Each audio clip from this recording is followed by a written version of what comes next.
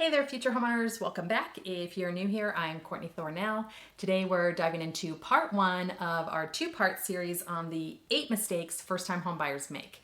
So whether you're in the early stages of looking for a home or you're ready to make an offer, avoiding these common mistakes can save you a ton of stress and money. Okay, first up, let's talk about the biggest mistake I see all the time: not understanding your monthly housing budget.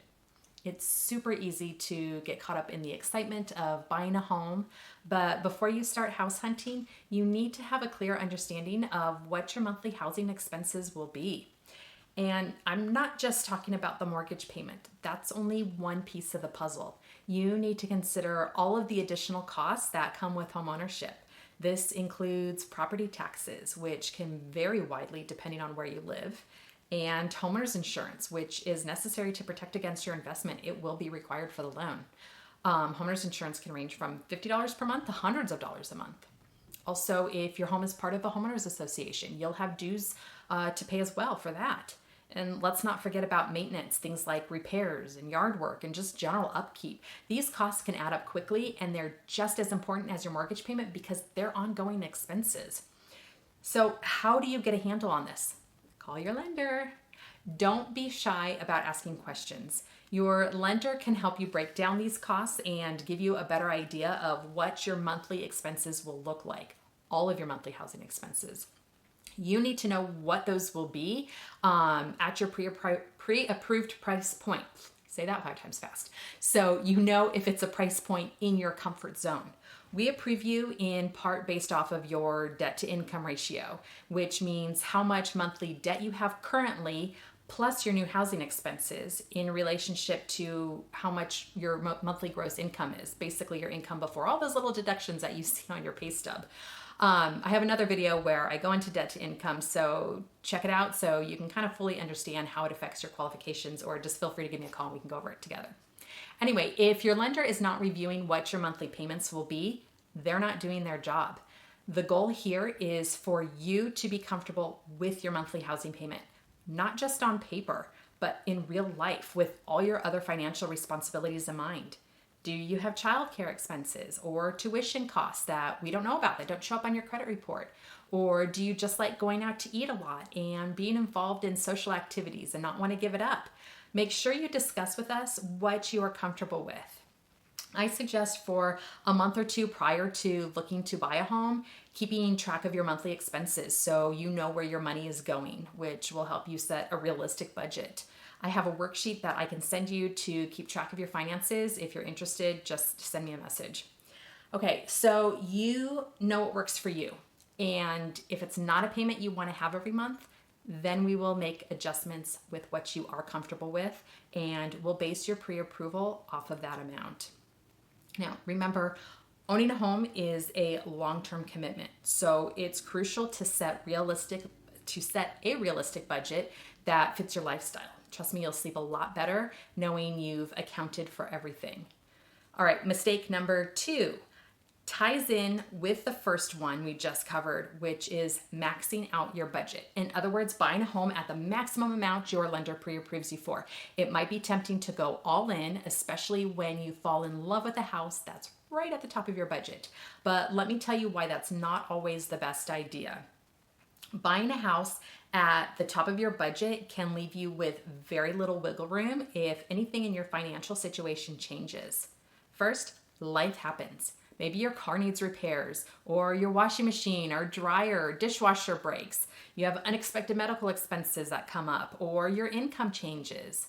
Maybe in a year or two, your property taxes go up, or your homeowner's insurance or homeowners association dues increase. If you're stretched too thin because you've maxed out your mortgage, these situations can become really stressful. And that's also a reason to not only decrease your monthly housing expenses, but to also make sure you keep some reserves. Make sure you have some cash on hand after closing. By giving yourself some breathing room, you'll have a financial cushion for these just in case moments that will end up happening. Okay, think of it this way. If you have a little bit of financial flexibility, it can go a long way in helping you enjoy your new home rather than feeling burdened by it. So rather than stretching to the limit, consider what you can comfortably afford, allowing for those just in case moments. Now, mistake number 3 is a big one, skipping the home inspection. I get it, in a hot market, you might be tempted to waive the inspection to make your offer more effective to the seller. But let me be blunt, that's a risky move that could cost you even more money in the long run. A home inspection is your opportunity to have a professional go through the property and uncover any potential issues with the property before you're committed to buying it. Things like structural or roof damage, plumbing issues, electrical problems might not be obvious during a quick walkthrough, but could be a major headache and expense after you move in. Even if the house looks perfect, an inspector might find hidden problems that need to be addressed. Without an inspection, you're essentially buying the home blind and taking on all the risks that come with it. If major repairs are needed, you'll be the one footing the bill, and those costs can add up quickly. On the other hand, if the inspection reveals issues, you have the opportunity to negotiate with the seller. You can ask them to make the repairs, or you can ask to reduce the price to cover the cost of the work that needs to be done.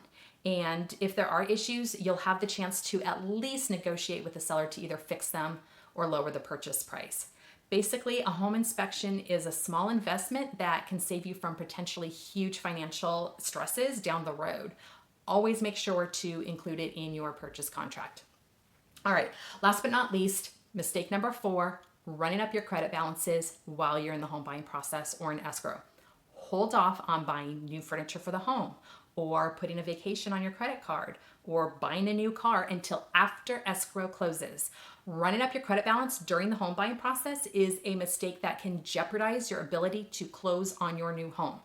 So here's the deal. Your lender's going to check your credit, not just when you apply for the mortgage, but possibly several times throughout the process, and definitely right before closing.